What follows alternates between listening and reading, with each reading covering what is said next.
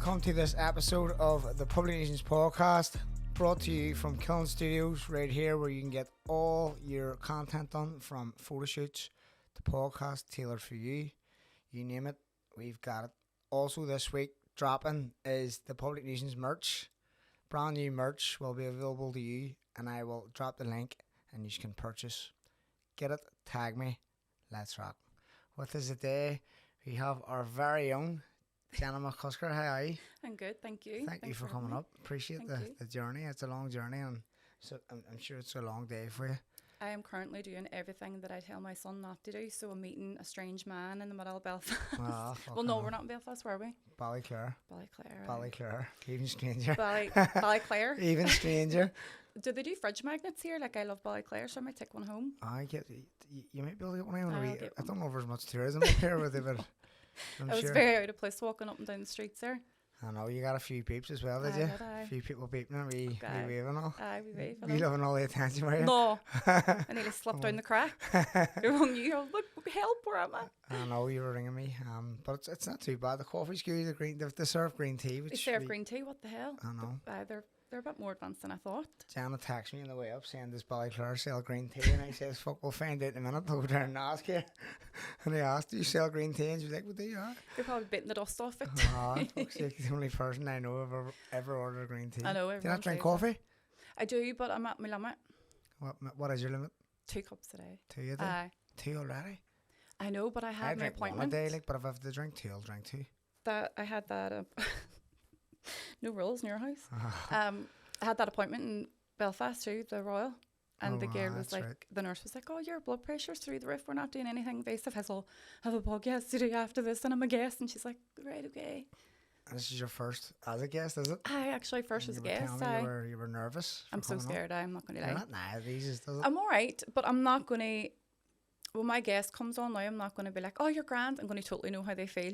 Yeah. Do you know what I mean? 100%. It's a good experience, I suppose, as well, because, you know, I always get people who speak, like loads of people who speak in front of the camera and speak, but then come in here in person and they're just on the edge because they're not in control of it. That's what you were saying, that you're not in control of the editing. Where I'm the complete opposite. I just rock in and just do whatever. And then when people say to me, am I okay to put this? So I just say, go ahead, just do whatever. Do you watch it back? Nah. I understand it. It sounds good. They just sound it. You're brave. Do you not forget what you say sometimes, though? Fuck, I can't even remember what I say. I just let it rip.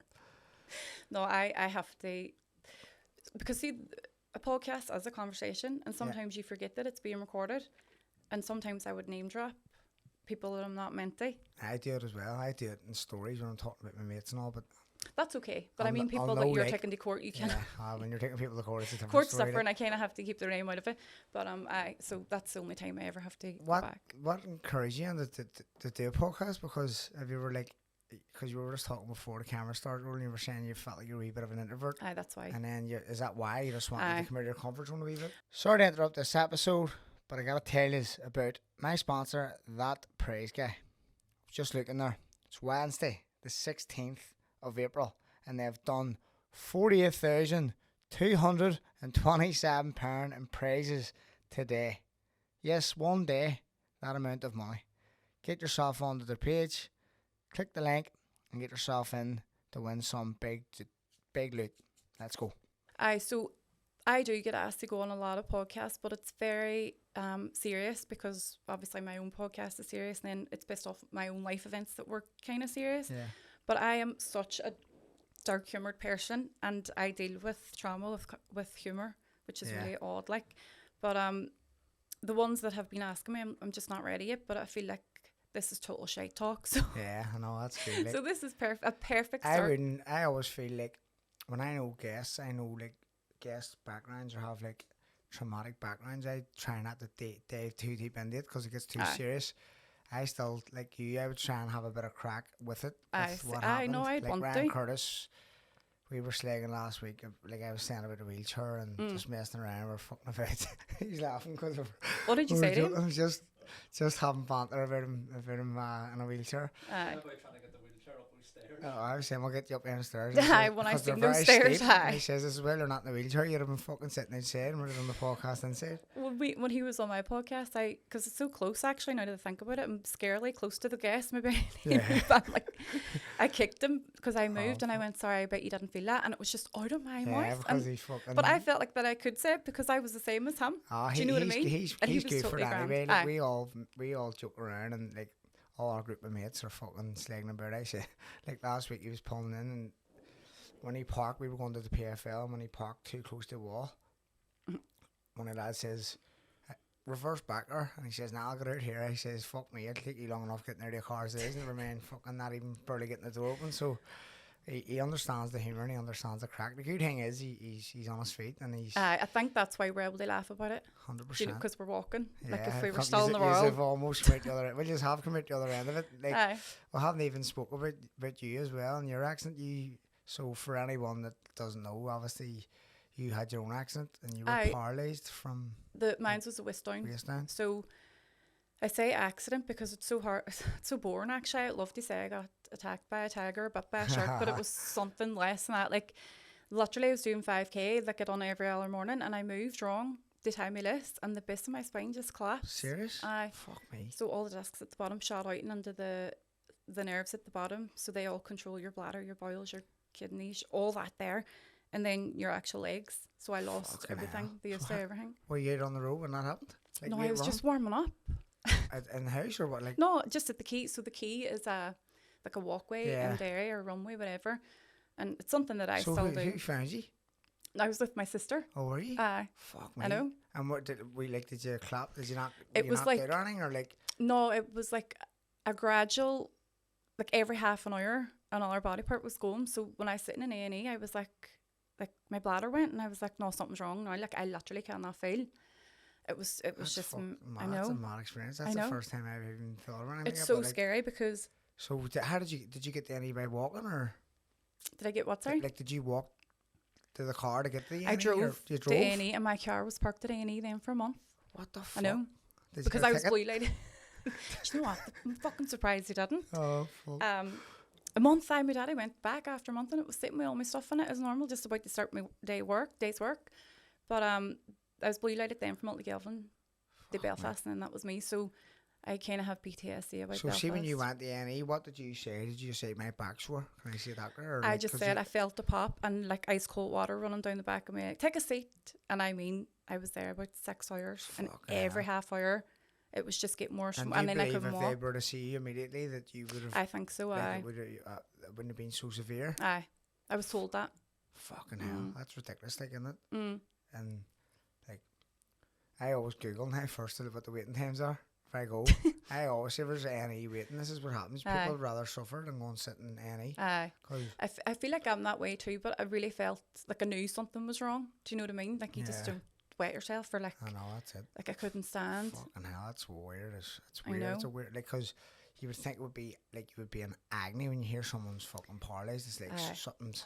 Like, it was horrific pain, but only down one leg. So they were probably thinking it was sciatica, to be fair to them, but they didn't really listen to me. That's what happens. Like, I think a lot of people like lose trust in the NHS and the way they do things, because there's been a lot of shit that's happened over the years with maybe family members and stuff that no one really like, that probably could have been prevented. So that's like me included. I pay for like private health insurance for me, my wife and the child, just because it's definitely the way to go. I wouldn't even fucking waste my time going to NHS. Now there's a service up in Lisburn that you can ring first. You can ring NHS first and book an appointment. So they take, like, I broke my hand in one of my fights, and the next morning I got up and rang and says come up at 11 a.m. I went at 11 a.m. I was out for like 12:15. So cast it on? Cast on. Oh, that's good, So sweet. Well, I didn't get the cast on. They tried to put a cast on. I told them not to because I was going on holiday the next day. Oh, I was going priorities. To so we're like, this is your tools. You need to fucking get them right now. wrapped up. They're your money makers. Nah, fuck that. I'm going on holiday. I'll do it when I'm back. But then when I come back, they just said I can't do it because the bones already started healing. So fuck it. I'm alright now. I can still punch. But I have just no trust, like, you know, the weight. My granny actually broke her back 2 weeks ago. Oh God. My granny was reaching for the light switch one night, fucking 2 a.m. She was down getting a glass of water, but she lives facing my ma, right? So she tried to turn the light switch off anyway and fell and fucking she hurt herself. So she couldn't get up. She couldn't physically get up, so she just pulled a wee pullover off the chair and just lay on the ground all night. Oh God. And my uncle came in the next morning and was like, what the fuck are you doing? She was laying on the floor, like, I can't get up, Robert, her fell hurt my back. So she got up anyway. I flew up and brought her to the hospital up in Lagan Valley, Regan Ring first. Right. And then they seen to her within like an hour, and then they just kept her in, and then later on that night I found out she broke 2 wee bones at the bottom of her back. How is she now? She's on her feet again. Aye. Did she have to get she's surgery? She's 88, like, nah, no surgery. What a woman. The fucking, I don't know what way they dealt with it, like, but 2 wee bones, wee small bones at the bottom of her back broke. Aye. But she's back on her feet again now. That's like, amazing. So that was only 4 weeks old. On my way from Derry to Belfast, my right hand side was still grand at that stage, and I was out of my head and gas and air. They were giving me gas and air the whole way down, and I was trying to sell them products and all. Me lying with broke back, couldn't feel anything. And it was, oh, you've that gas, suck dry air. I was like, oh, give me more. The pain was unbearable, but whenever I woke from the surgery, that's whenever it was complete paralysed then, and I kept saying, please tell me, did you do something wrong? Because like I was grand, like I wasn't grand. Going down, but you were still moving. My right hand side was grand. Yeah. But after that surgery, it was zero, like nothing, and they were all coming in, and I was like, I had a feeling that they maybe done something wrong because they brought me back. Well, I was in hospital, but I was taken down twice again for like reversals, I think it was kind of. And thankfully, on the third one, then the right hand side started coming back. So how long did it take you? Like, we were paralysed for what, 3 weeks, 4 weeks? And 6 weeks it was, and in then the hospital the whole 6 weeks? Down the Royal, and then I got moved then up to Elton Gilvan because I wouldn't go to Musgrave. And then what process was hard, like, you were saying you had to learn how to walk and all again? So I had to learn how to walk again. So that was kind of, as soon as you're out of a wheelchair, they kind of don't really care. I don't give a fuck. They kind of just boot you up the hole and send you home. But no, my house was adapted before I came home. Like OT and stuff had like aids and all, and they kind of just came out to see if you needed help. But I was trying to be independent because I had my son and I never wanted him to see me in a wheelchair. Yeah. But he did anyway. Like he still remembers it. So don't know why I was trying to keep it from him. Like, you can't prevent it. If you need it, you need it. You know what I mean? It's just one of them things. But it's so probably a good mindset. You know what I mean? Just a fucking great walking, like to learn. You like being told you're gonna have to walk again. You're like, fuck's sake. And whenever I was in the Royal, I kept saying to them, like, what date am I going to start walking again? And they were like, she's crazy. Send her the psychiatric unit. I don't know. As I'll date on time right now. But they were just, it's the NHS. I know they're like struggling and whatever, but the physiotherapist only came in for 15 minutes in the morning. And like I was like, I need more. I need someone to come on here all day, every day. I'm trying to get home. So you can't sleep in a hospital anyway. And I was up 4 or 5 in the morning, so I used to get the bin beside my bed. You know the way you have to push it with your foot.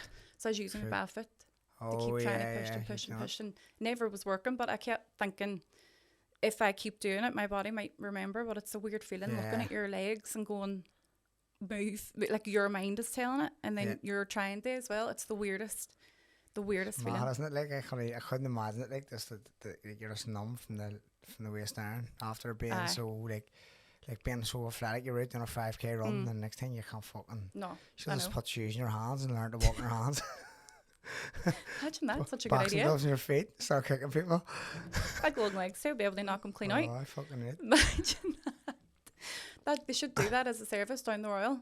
Anyone we broken or paralysed from the waist down, we know you have this thing. We you can walk you in your hands. You walk in your hands. Like all them calisthenics, you know the guys that fucking do all the mad calisthenics.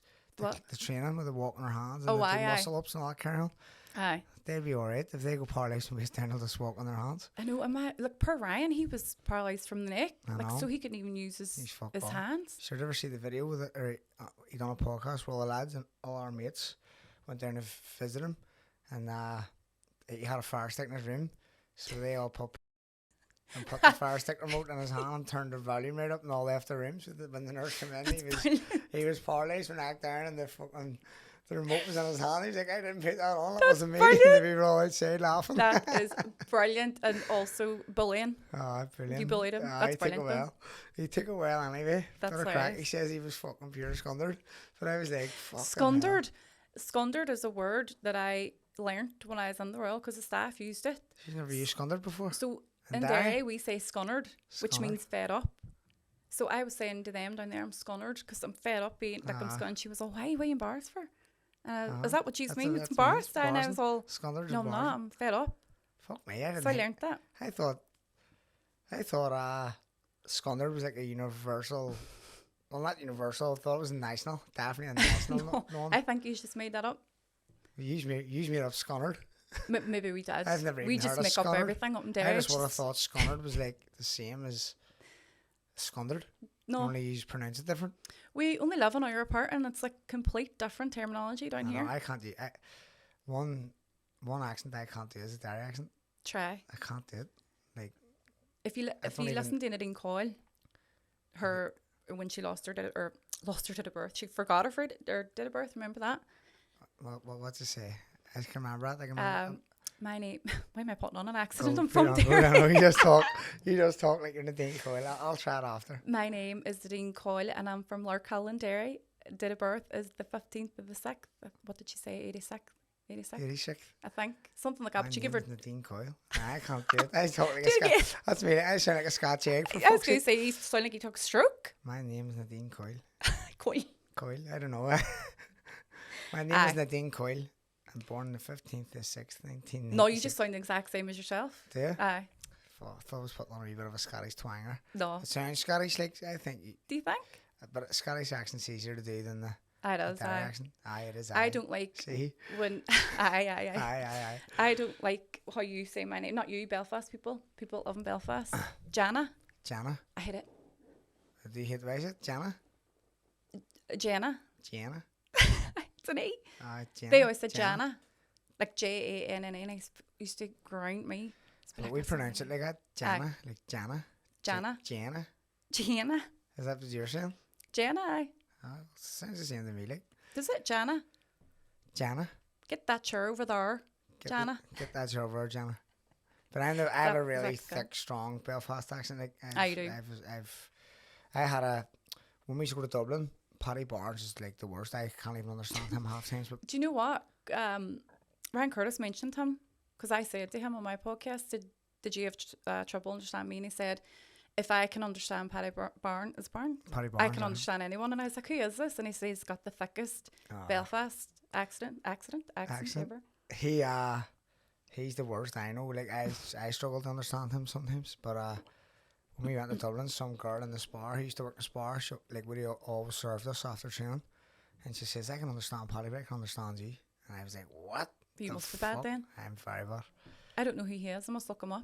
Paddy? Aye. 3-time Olympian, 2-time Olympic bronze medalist. I don't know anything European about champion, anything. Commonwealth Games gold medalist. Right. He's a fucking national treasure of this country. Well, maybe I do know him. A flag bearer for the Olympic Games. Oh, I do know. Paddy, I remember him now. No, I don't. I'm joking. Boxing's like popular in Derry. You should know all the boxers. Do you know Conor Coyle? I know Conor well, yeah. He was on my podcast Travelled with him a few times. He's lovely, went isn't he? Canada and stuff when we were younger, like 2010. Good lad, like. He is an introvert. He would be, sort of. Because on the podcast, like, he's so calm. And I said to him, how the hell are you so calm and collected? You go and punch the head of boys for a living? I know he's sound like, but I suppose you just have to get to know people, isn't it? Like, oh, right, you know him differently. No, yeah, I don't know him any different than you do. I would say I do, obviously, because lads are different when they're in a group of lads. But true, yeah. I just mean, like, if you don't know someone and you only meet them as like a 1-to-1, it's like, do you know what I mean? You don't really, you're not going to open up and be just fucking this mad person. Aye. Maybe you are in a group of friends or a group See, of I mates. try and be the opposite. I try and be open and all there because I was telling you before we started, I think I'm an introvert. No, I know I'm an introvert.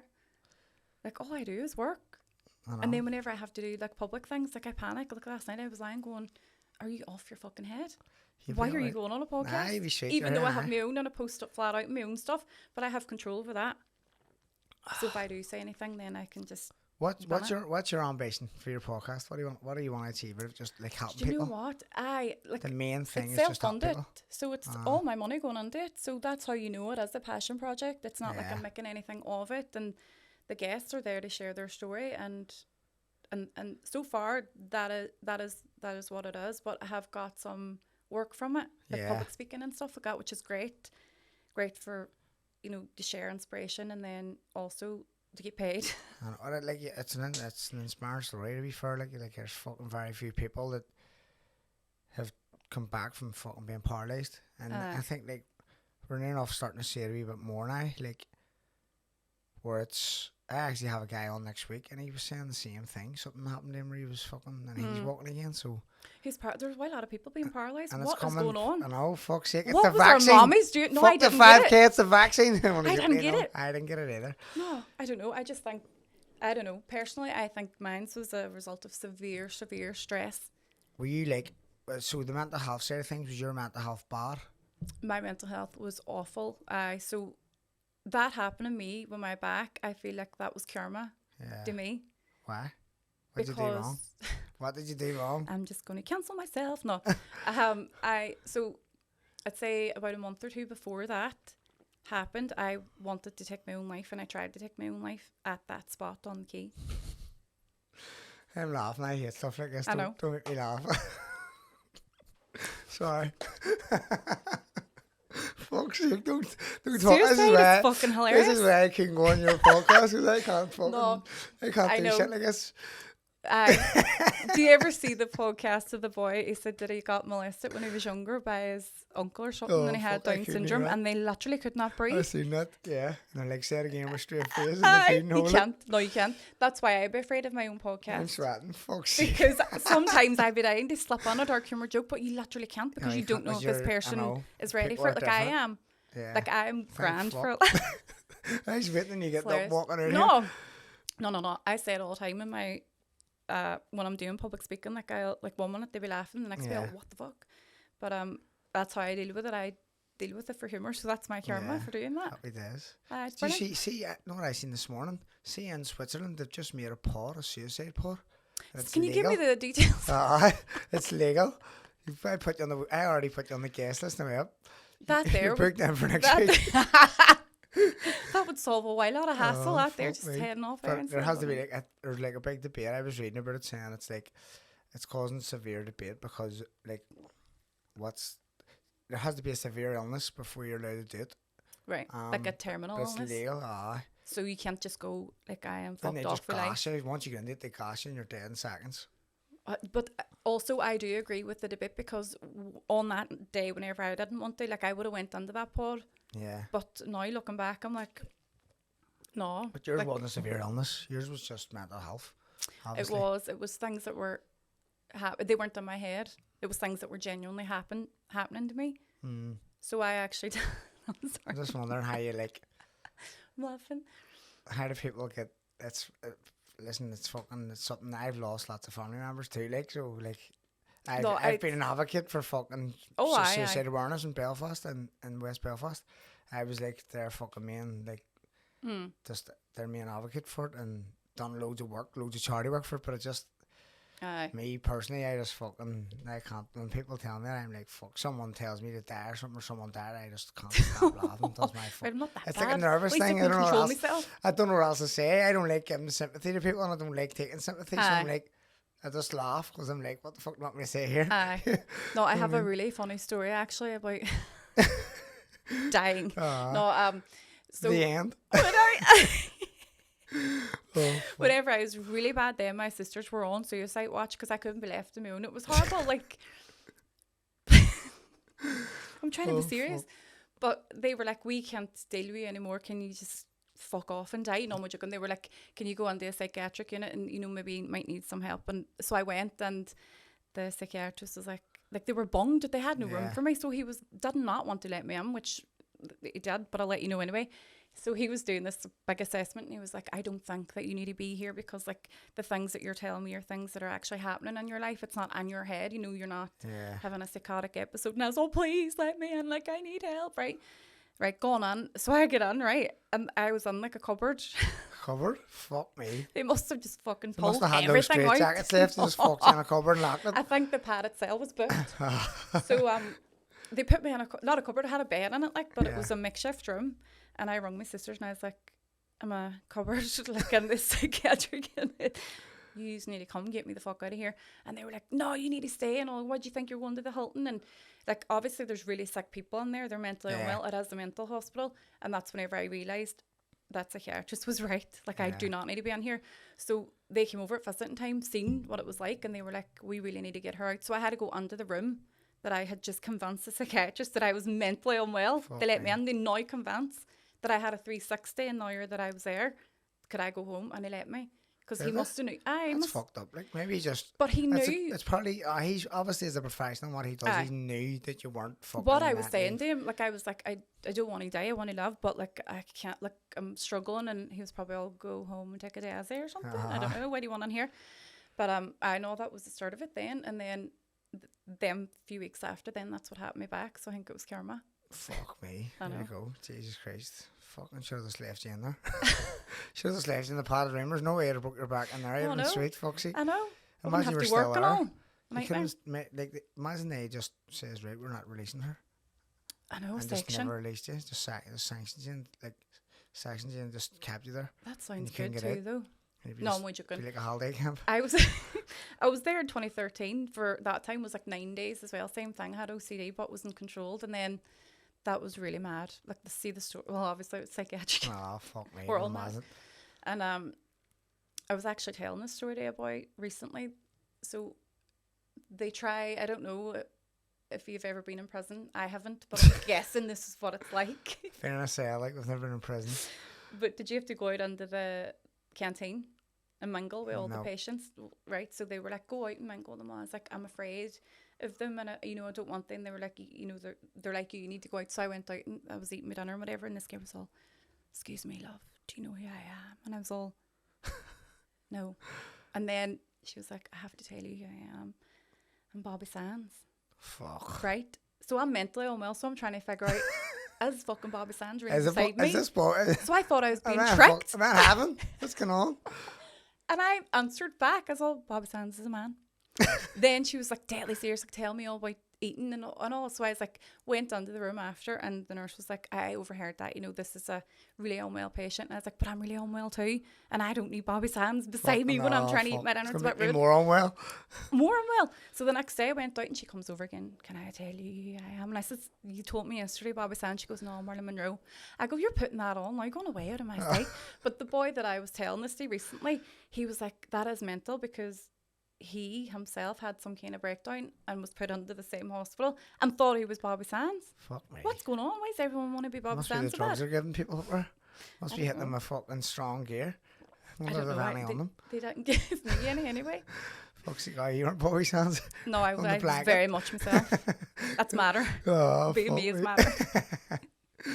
Oh, it's matter. I fucking never stand there before. I was like, my dad actually worked in Knockbracken. It's like the old people's home in Knockbracken. He was like the maintenance man up there. Aye. And I worked on it for like 2 days. And I went, fuck this, I'm away. I was only a kid, like it was like 17 or 18, and I was just going up like being a porter and helping him around the place.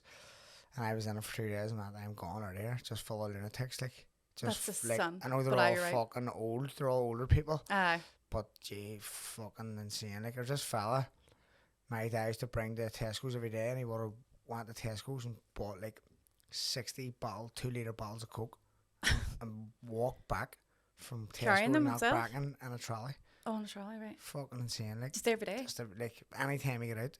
Did he sell it? Was he a Coke dealer? He was trying to sell it. He was a Coke dealer within the place. So what happened was he started selling like bottles of Coke and all, and selling stuff to the other patients. And then my dad had to go and buy him a shed, a big massive shed where he could store it all in. And he built the shed for him, and then he had like Mars bars, and then he just started storing all this wee fucking tuck shop. He wasn't allowed to do it. I like it. But he was saying it was for his own use. But on the sly, he was selling it to the patients. That many bottles of Coke on his own? Loads. Nailing them? He fucking, his head, he was nuts. And he wouldn't get wasted on him. So every time I was in the place, all you could hear was him squealing to try and get him into the shower.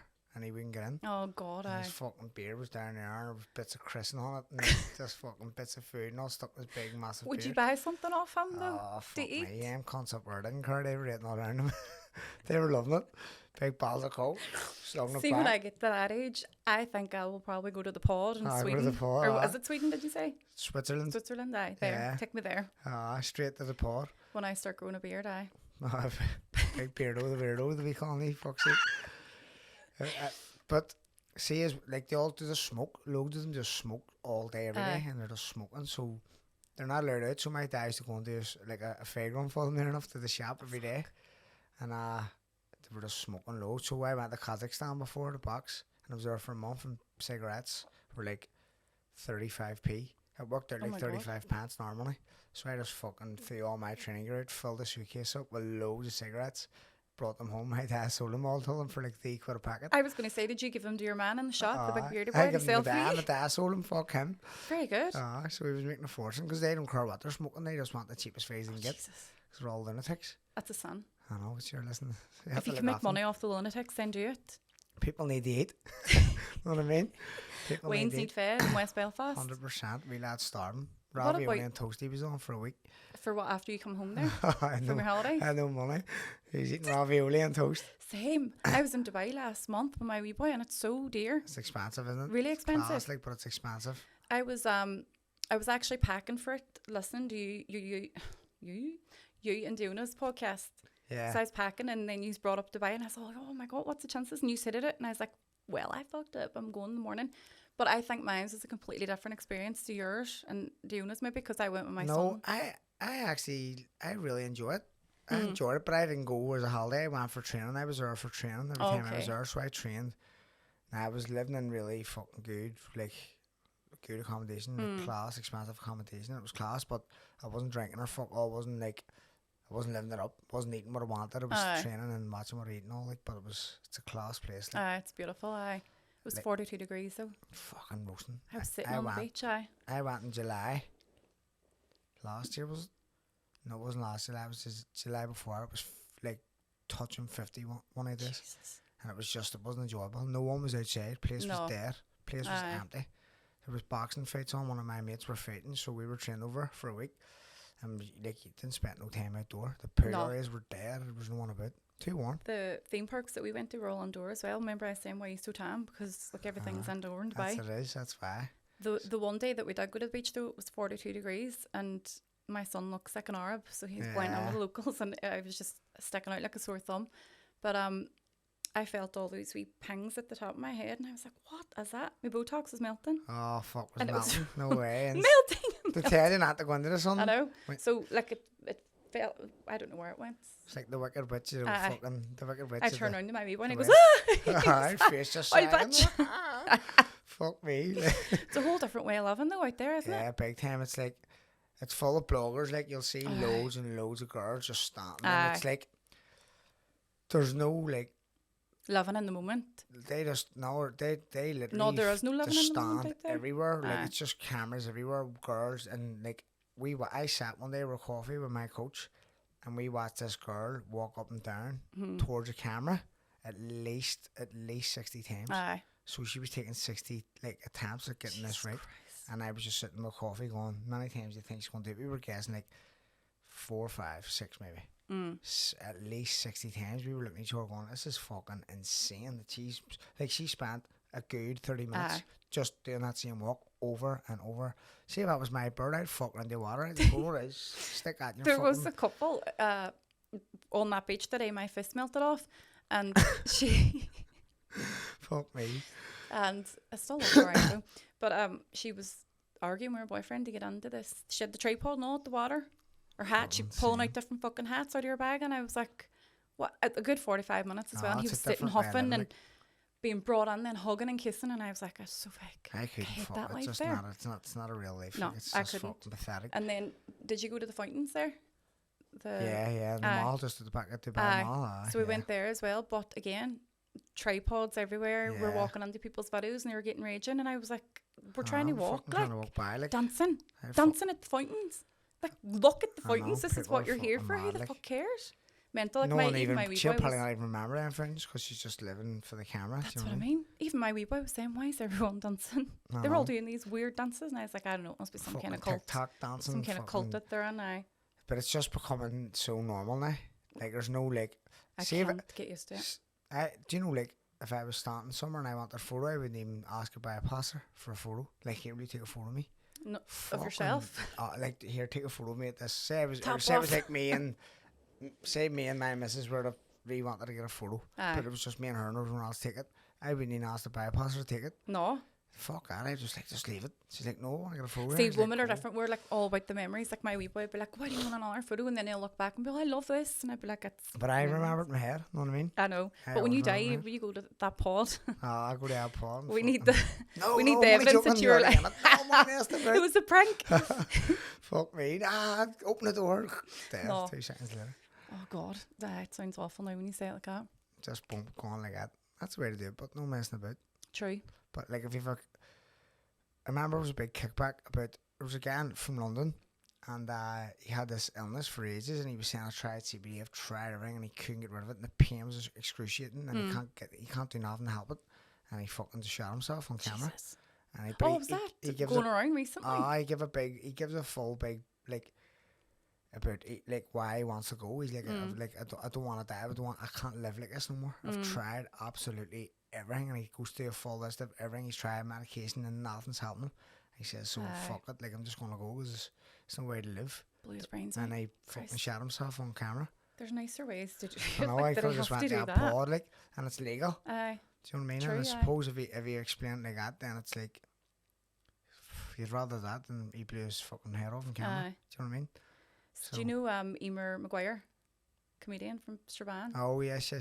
She was on my podcast a while ago too, and we were talking about, because she has OCD, we both do, so we're able to connect over that, I suppose, being mental. And I was telling her about being in the psychiatric unit, and they used to be like, oh, we're going cooking today, and come to the cooking class, and I'd be like, well, I'm fucking not jobs to kill me.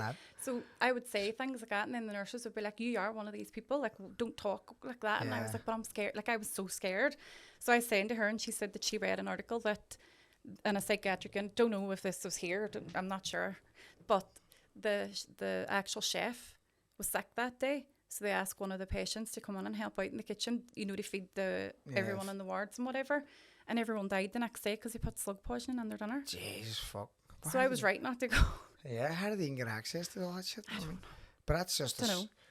That's mad to even allow someone in from a psychiatric ward into the kitchen. Like, that's just the first... That's the recipe for disaster. Literally a recipe, fucking, pardon my pun, straight in. It was a fucking disaster. He killed them all, but sure, 15 free beds. Look at. Like that, for the next batch. This kid slow game as well. Batch, that's what they probably paid that man to kill them. To free up beds. These people are annoying me now. Just get rid of them. We'll bring in a new batch, people. A new batch. We're ready for the next. We'll get a bit of crack of these ones, and then whenever we're fed up ramen, see them again. Are you were on about TikTok? Are you on TikTok? What do you think of it? It's alright. For what I use it for, like, I just use it for a bit of crack, like. I think it's wild dark. Well, I suppose, like, I think there's no identity to it for people, like, where, like, Instagram was made, when Instagram was first made, it was like people were putting photos up, family photos and all this carry on. And everyone would always like to show their life on it, where, like, TikTok's the opposite. TikTok's just, like, no one really shows that side of it. It's not like photos, it's videos, and they can literally post whatever they want. I know it has, like, I know you can only post so much stuff that before they approve it, or like, because they've told me off about certain things, language. No, you're not allowed to like, drive when you're not allowed to drive on your camera. They cancel it. You're not allowed to. Well, how did I see half the videos on my feed then? Because I don't follow anyone. I just post and then try and come back off. But it hooks you in, doesn't it? Yeah. And I'm scrolling and people are live. And I'm lives are ridiculous. Drawn into their lives. Because what the fuck? Talk about psychiatric, innit? There was this girl one day and she was like, come look at my outfit of the day as a patient in a psychiatric unit. And I thought, what the fuck? Why are you normalising this? Do you know what I mean? There's some fella we always, all lads always give, he calls himself the legend. Big L, the legend. And he's from like Manchester or something. But he's in this psychiatric ward and he does these same videos all the time. And he's like, so he has like someone in that ward recording him, and he gets up and he wears all the best of gear. He's wee fat ginger. He just steps up, walks up to the camera, puts his hat on, walks back, sits back down. and he wears braces and all, and then he'll walk up, fix his braces, walk back, sit down. As outfit of the day? Like, just what he's doing, like, that's just what he does, and he must have OCD, because in his room he has all these clothes, all of, like, the best of gear, all folded, rosary beads all around his room and all. I'm going to have to look this boy up. He wears, like, when he's going to get his hat, and he goes, like, he does this wee thing You with his know him hand. so well. I know, we flat out in his so we be on his videos, and I be going, like, gives a big shout out to birthday, my family birthday, he's going to give a big shout out to birthday, he's like reading all the comments, like, shout out the bounty. Live from the psychiatric unit. We shot in the group chat, all the lads are laughing, so we always do a big shout the bounty. So does he just be live all day long? He just be live, and if he's just walking about with all these things, and then there was one of the videos he's walking about the ward and all, behind doors and all, like, it's some who must workers run about videoing him. But he has loads of followers. And but so this is the thing, right? Whenever I was on in 2013, I don't know if they took my phone off me or there was no Wi-Fi. I remember texting, so it was no Wi-Fi, because when you're mental unwell, who the fuck wants to go on social media and go live? Because you will. Can't probably get the fortune, but because he's all best of care, he's getting 3 meals a day probably. He's no rent to pay, and he's probably on top rate DLA. Aye. So he's making it in. So he's just a vlogger, but he's on a psychiatric unit. So he's making use of his facilities. He's probably like, it's probably like Shutter Island, where he's pretending, but he actually is. Aye. And they think they're saying to him you're a vlogger, so you need a video all your stuff, and that'll keep him sane. Need he find out someone or whoever's recording that? He probably has someone paid. I'd say, like, I don't know. He has a bird now. His bird comes in to visit him. And he met the bird through TikTok. So she was always like watching stuff. Maybe I might go on TikTok then, actually. Yeah, maybe. I get on TikTok. You may touch lucky. No, I'm done with psychiatric units, Sean. I can't go back. Never go back. No. What was the food like? No slow poison in your food? I'm alive. Don't know about Bobby Sands. Don't know if she's still kicking about. Fuck.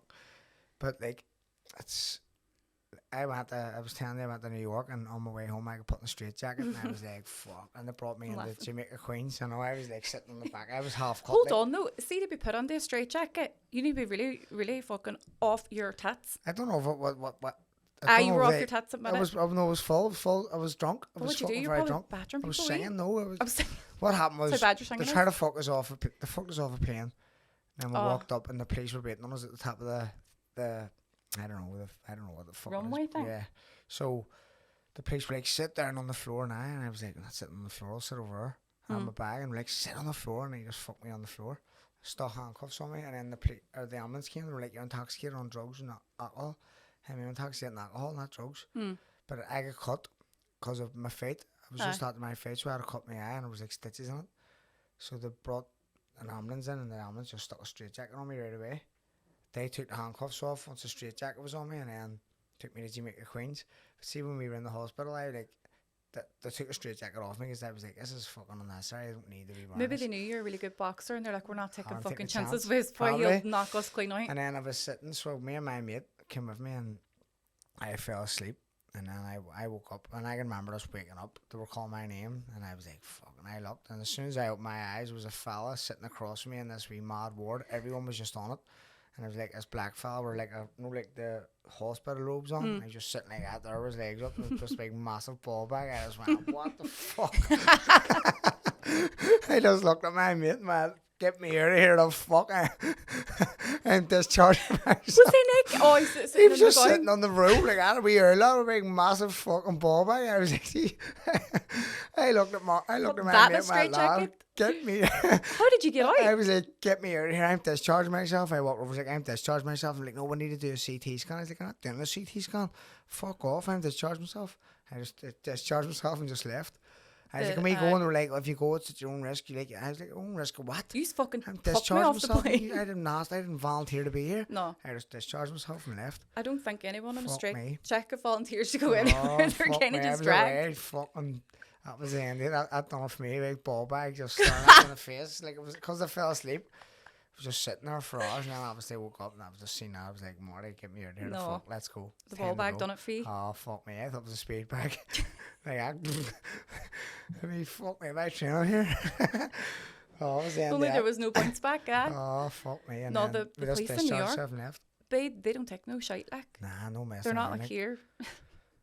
And then I don't even know if I'm barred now from Aer Lingus, but the next day when we went back to go on the flight, they gave us our tickets, and then we put our suitcase and all through. We went through, and then as we were just about to go through security, all I hear is, "Hey, sir," and I turn around, and they're like, they've rang down from the gate saying you're not getting on the flight. You were abusive to staff. Oh my God. Shit. So we had Never to go mind their way around the lingus. Delta. Are you allowed back into America? I think so, because my mate's been, he was with Oh, me, right, okay. and he's been just there. Was he in a straitjacket as well? Nah, he wasn't in a straight So jacket. that's why but you definitely were doing something really it mad. was him. It was his fault. I got fucked off a flight, and I got this short straw. I ended up fucking on a straight jacket because I walked up the ramp first, and they were waiting on us. But I was the first one. And there. then you had a cut and all. Exactly. So you looked the maddest. I looked like one. You I looked looked the like one. madman. Like, why are you cutting it? But, and then they done the test on me, and they seen it was only alcohol in my system and no drugs and all this carry on. So maybe that's probably why they let me discharge whenever I realised I wasn't on drugs. You know what I mean? Maybe I. So I loved in New York before. I remember I was saying I to was you. saying, I loved in the Bronx. did you enjoy it? Well, like No. for living there, I Not living there. It's not something I could do. Like No, live there. I just it's- don't like it. It's like No. Well, I was based out in Staten Island as well. So I was working with the NYPD, but it was HR. So it was a police precinct in Staten Island. So 2 hours to get to work, fuck 2 me. hours back. And it was just mental. But it was coming across photos of, so this was like 2012. And my wee boy was like, "Why are you wearing that uniform? Are you a cop?" And I was like, "No." Oh, fuck you. No. I was like, no. Hey Sam, we're down here any Bollock. So I- I get you put it at So that. this is the thing. Then a few weeks later, I drove onto the street and his friends, my wee boy's friends, were all, "Are you a cop? Are you a cop?" Dan said you're a cop, and I just put it this way: I had a check under my car for a good Fuck month, me, that's mad. Isn't and it? I was like, "No," squealing all around the street. I was like, "Don't be Oh. fucking saying that." I know, fuck me, but like, it's a class. It's class to visit, Aye, but I couldn't live there. And No. like the way people live, I have lots of friends who live over and they love it, but I couldn't live like that. It wasn't for me. It's Like not for me. Like, New Yorkers are quite cheeky, yeah, they aren't are. they? Do you think they're cheeky They are bastards? cheeky, but Dubai people. What are Dubai people called? Arabian, Arabians, sorry, are. Arabs. They're even worse. Do you think so? Oh my god, I thought they were rude. They nearly never let me in. They start with. Why? Put me in a You straight need- jacket. I put you in a straight jacket No, on the way in it. the way in. They're like, "Get there's that mad bastard." No, I was saying to my wee boy, "Look, when we go on here, everyone's going to be like wearing white, the sheiks, is it sheiks? Yeah. And the women, you might see their eyes and whatever." And I was not prepared. I was as shocked as my wee boy. But I showed them my passport, and he was looking, and then he goes, "No, it's not you in the passport." And I was like, "Who the fuck is it then?" Give it to security. Botox was your face melted That's off? exactly what I The said. fucking face I melted was off? pumped at the girls with Botox. Like you did not know it was me. And to be fair, I was like, that there was 2017. And he goes, "Oh, you look younger now." And I go, "Botox." But like I Yeah. was doing all these actions, and my wee boy was all, "Mom, like, let me in then." But on the way back then, another girl got stopped, but she was, fuck me, BBL, nose, Full ears. works. Oh my God. Didn't even Don't know it was even her. know who you're fucking going with these days. I know. Fuck's sake. I know. That much work done with people. It's crazy, isn't it? I know. So I'm just glad it was just Botox for me. That's Botox is enough anyway. I got it. No way. Nah, it's wore off now, like, but I did get it, like, Why? because my forehead's just fucked. I have scars all over my face. My eyes. Did it take your scar away? Didn't Is take that it a off, scar there's down the shit. middle there? It's a scar. I got it right in a heart years ago. Fighting with someone. Oh. Fight in a heart, hit me right in the forehead. And then I've That's a just good cuts whack. here. With with loads of- boxing? Yeah, boxing. Just You're boxing. come back now. I'm the fighting boxing in a scene? 6 or 7 weeks here. So were you off? Did you? Couldn't get a fight. Couldn't get anyone to fight me for everyone's ages afraid of there. you. So just had a nightmare of a year. Is But I'm that the back. way it works? Is people bail? Do you want to fight him and they bail? It's just No. I've just been avoided. Like You have I been fought avoided? for a world title eliminator in New York. That time Right. I got arrested, but it was controversially fucking done out of fight, like big time. So Right. the guys went on and fucking beat loads of good people, and then because I lost my title. That I vacated my title, and then I was trying to fight for that world title eliminator, and then because I lost that, then I didn't have anything to fight for. Right. So I was trying to fight big names, but they were like, "Nah, what's the point?" Like Oh. a banana skin for people. So what is this one now that you're So it's fighting? just a wee warm-up fight. It's just a 6-rounder. As soon as I win again, I can Aye. fight for the title. That's what I was going to say. Get you So, back on the No, I just get me back ladder on again, track. is it? Basically, Aye. that's all it is. But What age are you? 32. What age is the retire? Well, Conor Coyle's 35, is he? I think he said he's coming to the end now. 34, 35. Aye. But I'm sweet. I'll be alright. There's still a few years left. In I me. could look at Mike Tyson too. Well, he lost, like, but he still. I know. he still did it. 60 years for fuck's sake. I can't even get upstairs. I know. Say if I was making half his money, I'd burn my own, fuck's sake. He must have needed his fucking mortgage paid or something if he was. But he was robbed loads by his promoter years ago, Don King. That's right, robbed him for millions, like mind millions. that. So like, and then he was a head case back then as well. So he's probably just blew money and be banned tigers and everything. Do you ever see the clip of him after a match or a boxing match and they were all, Michael, you've been off for a while, and he goes, I broke my back. And he goes, what happened? He goes, spinal. Of course. I always said to him, man goes, hey Max, what happened? He says he done up the motorbike accident. He says, I broke my back. Man goes, what do you mean you broke your back? He goes, my back is broken. He goes, what do you mean, like a vertebrae? So no, spinal. Fucking brilliant. He is funny. And he's so serious. Your man's looking at him in disbelief going, what do you mean you broke your back? And he goes, my back is broken. He goes, what do you mean, like a vertebrae? No, spinal. Have you broken? Like, spinal. He's so fucking serious. I know. It's the last spinal. He's spinal. So funny. Do you know who else is well funny? But like we should not be laughing at because he's mentally unwell. Kanye West. Kanye West is fucking insane. Did you see him on Piers Morgan last week? He's telling Piers about the money. He says, why you give me advice? How much money you worth? He goes, not as much as you. He says, so why am I taking advice from you? You should be taking advice from me. He's right in a way. And he said, you have 33 million followers. And he's all, don't disrespect me. I have 34 million followers. And I was like, he is off his fucking tits. He's a rocket. But someone was with him, like sitting with him. Who was that? I don't know. He must have someone around. But there was one I seen as well yesterday that he was into like there's a make a wish kid make a wish kid, and the kid goes, he walks in and goes, are you nice? And the kid goes, yeah, I'm nice. And he says, the kid starts telling me he's a better rapper than Kanye West. Kanye West is like raising at him. No. And the kid starts doing a wee rap for him, and Kanye West is just staring at him like with a big long face on him, and he looks round to the people who brought him in, and he's like, look, I'm not gonna say nothing because he's a Make-A-Wish kid, but like I'm not gonna do it, but I'll, like, just because it's him, I'll do it. But he's raising at him. What? I'm like, fuck, he's only a kid, he doesn't know what he's doing. Kanye West doesn't know what he's doing either. He's insane, that. But I do laugh at some of his stuff that comes up. Some of the wee memes that people make are like, the internet's just... It's comedy gold. The comments are even better. Do you ever read some of the comments? Some of them are brilliant. I watched one this morning. It was like, see if you just get like one of them our popular pages that put a photo up or of a meme or anything, and then just read the comments. The comments are better than the photo. There was one today, and it was like, The Rock's little brother called the Pebble. No, The Rock, he's big, but this guy looks like The Rock, but he's a crackhead. He's skin and bone as fuck, and he looks about 80. And people are saying he's not The Rock, he's the Pebble. And then people are writing fucking...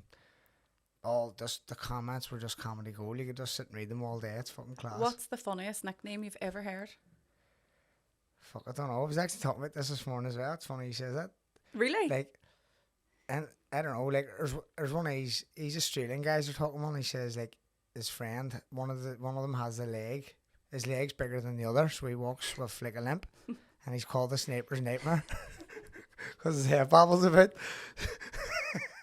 So I think that's a fucking classic. Like, he walks around. The Sniper's Nightmare. The Sniper's Nightmare because his hair bobbles, so like he's not. I remember there was this boy up in Derry, and everyone called him Mahogany Shoulders because he was always at funerals. The coffin carrier. Fuck me. That one always stuck out. Jesus, there's only lads so funny. In our group chat, all the lads call him the fire stick. Why? Because he's slow. He's 10 minutes slower than everyone else. Oh, my sisters used to call me Perth because I'm 12 hours behind everybody else. That's a son. Oh, that's a good one. That is Perth. And then the another boy, I call him. Do you ever know people, but you don't, but you give him nicknames? There's a boy that lives up the street from me, and he's clattered head to toe in tattoos. Fuck. So he's like a fucking first year sketchpad. So that's what I started calling him, sketchpad. Sketchpad, now my wee boy started calling her sketchpad. I'm all, what's his name? That's not his name. There's a kid we grew up with, and he'll not know us, like, but we used to fucking, I'll not say his name, but he has like bad, like fucking, like dandruff. Oh, right. And we used to call him Scratch Card. He doesn't know we call him Scratch Card. I used to call him Scratch Card because when you scratch, just like, it was just flakes of hair everywhere, flakes of fucking skin everywhere. He doesn't know that, but we used to call him Scratch Card. He fucking knows now. Scratch Card. I don't think anyone's ever said it to him. If I just go, fuck me. Do you think he's I thought watching Mercedes right now? He probably is. Well, Scratching away. oh, Pick us the winner. How fucking covered in fucking flake. then you think did anyone ever call like us nickname without knowing? I'm sure it did. I don't give a fuck if they did or not. Like, I've like 3 older brothers and we tortured each other, like proper tortured each other growing up. So we're all thick-skinned anyway. I don't like. She's all fighting, bit the head of each other and all. I have no brothers. That's why I'm asking. I've only sisters. Do you bit the head of each other? No. Are you going? No. Now we do. Like a couple of brothers have fought, like have like serious fights, proper like. See, my 3 older brothers, there's only a year between them all. And then a big gap. There's a 5-year gap to me. And then I have a younger mistake sister. Then. Oh, I have a mistake, but I'm the favourite. That's what I was going to say. You're making up for it. But I have a younger sister. She's 3 years younger than me. So there's 5 of us. us. Oh, you do have a sister then? Aye, one wee sister. And then the rest are all boys. Like. See, I have no brothers, but all sisters. And then we all have boys, and we're all, what do we do with these things? Like, what do we do? Like, I still don't know, and my wee boy's 9. Oh, you have a wee boy as well, don't you? 4 he is. Absolute ringer of you. Oh, I couldn't fucking deny I messaged you, mate, and I was like, I've never seen a child look so much like their parent. Loads of people say that to me, like, but when I was younger, I had a pure wee white Barnett on me, exact same, like curly blonde hair, same as him. Exact same, we tic-tac teeth and all. Aye, that's mental, isn't it? Aye, so hopefully he doesn't fucking grow up to look like me, like, but no straight jacket, please. Aye, 100%. No. Fuck, the way he's going now, be putting straight jacket very soon. Wee boys are mental, aren't they? Aye, my wee boy demands me as well, but I look nothing like him, so we do get separated at security when we go travelling and stuff. You look more like my son than I do look like my son. If I didn't physically give birth to this child, I would be looking for a DNA test. 100%. It's like they're seeing memes of the fucking, there's like 2 white couples and a black baby. They're like, what the fuck happened here? Do you know what? I told this story before. There was a Syrian couple, right, next to me in the labour ward. So I had a section, so they left the baby up and you see him and he was cute and whatever. And then you're in the room then for an hour, just you, the baby's with his daddy. And they're showing you up then for an hour. And then I came up to the room and this baby was on the thing with jet black hair and really swarthy. And I was like, is this mine? And the Syrian couple have blonde haired baby. Fuck me. Maybe it was swapped. I can't change him now. I've done such a good job raising him and all. Send him back the fuck. Some days I fucking feel like it. And then me. No, mix up. He's like his daddy, but no. Nothing like me, it's a son. Me, I mean. No plans anymore. Well, unless I get the turkey best right. I don't have a partner, no, but no, I'm too old. Are you 37? Never too old. My back. You're not having another child, basically. In other words, no, look at the many excuses. I know, fuck's sake. All right, no, I get the head. You're not having another. I'm afraid to say no in case I have a one night stand. No, what you going? No plans. No, they kind of steal all your money, don't they? We money drainers. Money drainers, I know. It's just fucking. That's all you become. I just feel like a taxi driver and. I'm just a wee stay-at-home dad. I'm always on the go, but if I'm out and about, I just bring him with me. All right, everywhere I go, like. Oh, that's good though that you can bring him. I just incorporate him. See if I'm going for a pint, he's coming with me, like, no doubt. Really? Everyone knows me, 100%. If I want to go for a pint, he's coming with me. I'll just go to a bar to serve food. I'll just give him food and I'll drink a pint. I make my wee boy work for me. Is that child labour? Oh, that's child labour. Do you Since pay him? he's 3. I suppose you do pay him because he fucking I do, get a ring. I pay him, but it's my money. It's you know what I mean? It's minimum wage. He's like, you pay slips and all for him. He's like a Wayne in a sheen factory. The fast he works. He's written me notes and put them in your fucking perfume sets and saying, "Help me, help me." I'm actually Syrian, and she stole me from Syria. I want my real parents. I'm being slave. Please come and help me. My address is fucking. I'll just go to the Labour Ward tomorrow and pluck an hour Wayne out and then rear them and work for me as well. Upon the full factory, kids. No. Fuck's sake. No, he's been working for me since he was 3. That's good. On a Friday, Get him ready for when the big bad world when he leaves. I always say to him, we taking over the business now. No. He's having none of it, like, so. Kids like to help, but. Okay, it was a novelty to start with, but now he's like, I'm not doing this. Like, you have staff. Yeah. What? And I go, like, you are my staff. Get working. You're on the payroll. So he's on the payroll. Get the fucking. Or else pay £60 keep a week. 100%. Get the housekeeping the fuck. I never paid housekeep ever. That's how I'm the favourite. I didn't. Other siblings all paying housekeep. I've never paid housekeep ever. I think that's how you know you are the favourite. I know it. But you have to pay back now. You know what I mean? You have to like do nice things, buy them things and all. I do, but on their birthdays, Christmas, shit like that. Good big House of Sense presents. House of Sense, I'll get them there. That's a good present to get people, you know, like girls, like, because for a man it's hard to get women. It's hard, like clothes or jewelry, like it's just the same old like shit all the time. Like every time Christmas comes around, I go on like voucher or something. Vouchers or you'd be surprised how many men actually come to the shop for themselves, who live on their own, who just like burning wax melts and candles and having their house and car and all smell nice. And always my uncle fucking has a shop as well, and he does like everything, all that carry on type of stuff, and he fucking sent us a big massive hamper of all like stuff like that. They smell like for around the house, soaps and all. It's fucking class. Like who doesn't love scents? I know. Like make like a house you can't smell go nice. wrong. It's fucking great. I know. So your wife will be well pleased with that. She'll be loving it. Fucking right, our house will be smelling fucking spectacular. So thank you, appreciate it. Here, I meant to ask you as well, what is the crack with the podcast? Like, what is your goal, or what is the... I have no goal. Like, someone asked me yesterday, like, not yesterday, they've asked me, I've heard this a few times, will you do a live podcast? Will you do a live podcast? Something I probably would do. Like, I don't, like, the same as yourself, I have a sponsor, the Praise guy sponsors it, Rand, the Killen Studios, they're sponsoring the podcast, but like, I don't make any money, profit. I don't profit from the podcast. I just enjoy doing it. I enjoy meeting new people. And like my main goal at the minute is just boxing. And this is just on the side to keep me fucking level headed. And not getting into a straight jacket again. Exactly, to keep me level headed. But eventually I would like to just scale up. Like even Ryan was saying about, like other people have been saying about doing like a Patreon.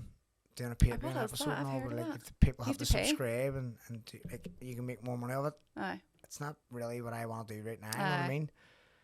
But like you can do bonus episodes, and there's so much different stuff you can add to the Patreon where people pay for it and you can make money of it.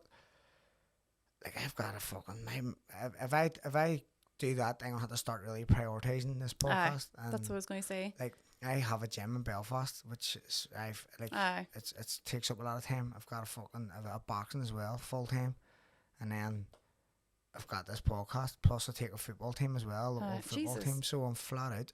And then my wife works 2 jobs. She's a TV producer and a singer. Oh my God, so she's flat out, and we're like passing ships. Where if I start like going down the road of like the Patreon and like really, I'll have to spend more time doing this. Ryan will be sick of looking at me. He'll be fucking following me about everywhere with a camera to do shit. You know what I mean? For the Patreon though. So maybe when I retire from boxing, I would like to maybe go down the road of doing a lot of yes. Like, did you completely underestimate the amount of work that goes into a podcast, or is it a wee bit easier for you because you freestyle?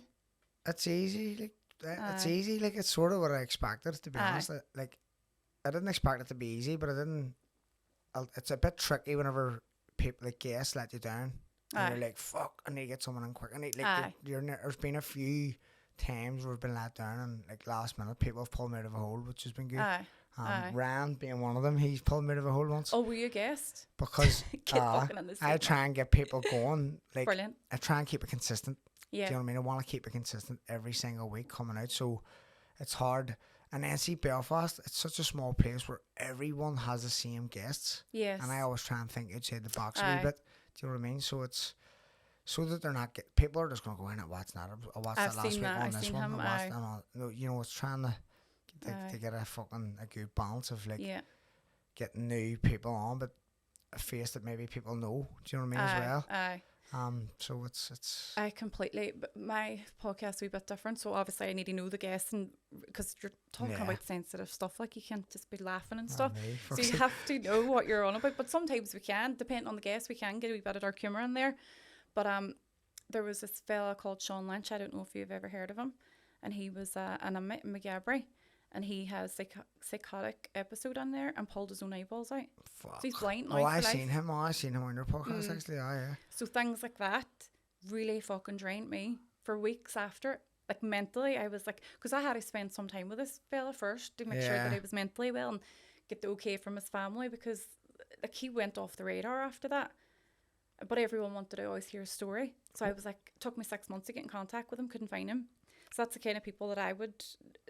People be like, oh, get such and such. They have X amount of followers. And I'd be like, the people with the stories don't even have social media. That's the people. Oh, that's it. Right? Like the some people wanna followings hear. are like. There's obviously it's good to get someone with a following because you make it more eyes on it. But realistically, if it's not someone like for you, if it's not someone you're trying to help or you want to understand or like, do you know what I mean? It's not beneficial to you or your podcast. What you're trying to achieve out of it. Because like you say, you're trying to help people. You want people to open up. You want people to be free to open up and be like. Because obviously when you open up to people, you just feel later, don't you? You just feel more fucking relieved. That's the whole thing. And then I think sometimes when people come on my podcast, they'll be like, oh, I didn't expect to share this much. I feel so comfortable with you. And I think it's because I shared so much. Yeah. So whenever you're on that level with someone, you can open up more to them. Like, who the hell likes to be all, I went through a divorce. I lost my business. I tried to take my own life and then I broke my back. Do you know what I mean? It's not... It's not something that you want to talk. This was literally in the space of 4 months. All this happened, so no wonder why my fucking spine fell off. My body was just done. Just pure stressed off. It's not something that you're happy about or it's positive, but it's trying to show people that I might look grand and great now, but those years weren't so good. It's near enough sends you in a direction, doesn't it? All this stuff happened to you, and then like you got divorced, you lost your business, you broke your back, you fucking. I know. You almost were put in the straight jacket going to your back. No, I'll never be at that level. But you fucking like it directs you into like a more positive life. When you come at the back end of it, it's like. And I will say that although 2022 was the worst year of my life, it was also the best because I feel like all that has changed to make me the person who I am. Yeah. And I was saying like 2022 before all that, I wouldn't even have went to the shop on my own because I was so down and depressed and hit it myself, hit it my life, hit it my marriage, hit it everything. And then it feels like all that had to happen for me to go, life is amazing. Do you know what I mean? Well, it's not perfect. Don't be encouraging that. People are going out breaking their backs now just to definitely get a divorce though. Play the long game. Fuck it, I'll give it 4 years and it'll be brand new. So she said it's all great. I'll always recommend a divorce, but don't recommend breaking your back. Don't break her back because that's just a whole handling. But I feel like that had to happen. Like I would never have done anything. I wouldn't even have my own podcast. Yeah. That's what I mean. Like I'm surprised myself. No, that's good. Like it's fucking what a journey you've been on, and you've come at the back end of it, and this is your first podcast, and I've enjoyed it. And so have I. I would say what'll happen now is a lot of people will probably reach out to you and try and get you on their podcast. I will. That happens a lot too. Aye, that would be good too. I've had a few first timers on, and they're like, "Fuck me, I was actually alright." And then from then, I've spoken to them, and they're like, "Fucking." My phone's fucking non-stop now. People ask me to go on their podcast. So that happened. I think I'm the only podcast in there, you know. I think so. It's mostly all Belfast based. Yeah. That's a lot of them. Let him turn around now. The clogs are turning. He's like, get me up the fucking dairy. Get me up the dairy. Fucking get them down here. Get them all down quick. I think I am the only podcast. That's mad because there's so much here, like, and it's happened. I know, within, there's like, loads here. Like, it's happened within the last. I've been thinking about doing this for about fucking 2 years now, but just didn't really. I didn't really know if I wanted to commit to it. And then Ryan just suggested to me, and it came off that way. But within that time frame, I would say fucking like 5 or 6 others have just popped up right away. And then even off the back of me doing it, a lot of people have reached out to Ryan saying, "I do a podcast," and then like he's just it's not a consistent thing, but people are coming around doing them. But that's what happened to me. So I would always like research the guests for months and months, and then work with them, and then do all this work, and then they come on and tell their story, and then someone from fucking Belfast would ring and be all gone, come down to ours. Yeah. After me doing all the hard work, so that's what I mean about. But the guests that I have be like their story's so traumatic that they can only say it once. Do you know what I mean? So I have a few recommendations for you. Who? Just a couple. Like my friend Martin come up here. He lost his son. His son got knocked down when he was 13. Oh my god. And he's done a podcast before. I think he done that Scully and Burr one. And it went fucking. I think they got loads of views on that. But like, he's very positive now, and he doesn't like. He's got a good outlook in life, and it's just him and his son. But he was like, he had a fucking traumatic like when that happened. I was actually in Dubai. His son, like, he's a family friend. I grew up with him his whole life. I've known his son as well, and then I got a phone call on like the 3rd of January saying, "Fucking me own Hamill was knocked down and he's dead." I was like, "What?" That's horrific though, wasn't it? What the fuck? So I phoned the brother and all that shit, but he would openly speak about that now. Like he does these he walks every morning. He talks. We live a better lifestyle now, but he's in a dark place for a good fucking load of years. Like, and now he's at the back end of it, and he just openly speaks about it on camera. So he would be a good guest for his class, like, and he's funny. But I had him up here, and I says, "Why don't you come on this someday?" And he says, "Want to lose a wee bit of weight?" Because he was eating like fuck. And I says, "You're eating all your feelings away, you cunt." But I says he'll come on here because there's another side of him that I know, and I've grown up with him, and he's funny, and he's some stories. He's a fucking rocket. So I'll get him on for a different side of him, but for that side of it, it'd be good for him to go on yours because it's fucking. It's a good story. He has like some stories are. Oh my god, that's why. Like I want it once a week. They put one out, but because they're so emotionally, and then I have my own job, and then I'm a mommy, and he's football, and like some of them, I literally need to take some time after and think what the actual fuck just happened. Like the last one we done, the boy that was doing the production rang me an hour later and was all, what are you doing? As I'm in the house in the sofa, and he goes, same. He's like, I'm drained. I was like, I cannot believe it. That's someone's life. It's emotionally draining. Fucking madness. I keep mine with a bit of crack. I don't need that shit in my life. That's why I need to come on here and fucking lose the plot, because that's what I mean. It can be so draining and a lot of work as well.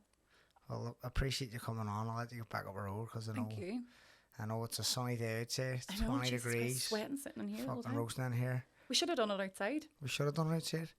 Fucking, but then we would have had all the cars beeping. No, I don't want that again. I'm trying to. Like that all day, just waving. I'm trying to blend in with the locals. Well, I appreciate you coming on, Jenna. Thank you so much. Thanks for having me. It was good. Thank you.